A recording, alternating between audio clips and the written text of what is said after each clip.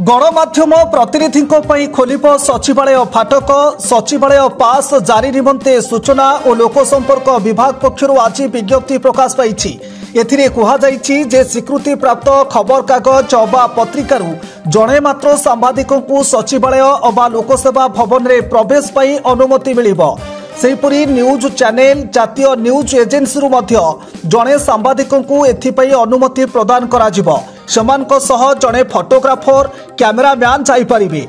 निर्दिष्ट web portal रो सांबादिकों पई पास जारी हेबो। एथि सह स्वीकृति प्राप्त खबर कागज चैनल रो संपादक समस्त अस्वीकृति प्राप्त सांबादिकों को प्रवेश निमंते पास मिलिबो बोली कहा जायछि।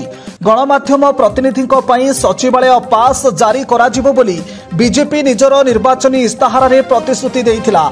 क्षमता को आसिबा परे गणमाध्यम प्रतिनिधि को विधिवत भावे सचिवालय रे प्रवेश पास जारी करिबा पई चलित मास 26 तारिख रे विभाग पक्षरु विज्ञप्ति प्रकाश पाइछि।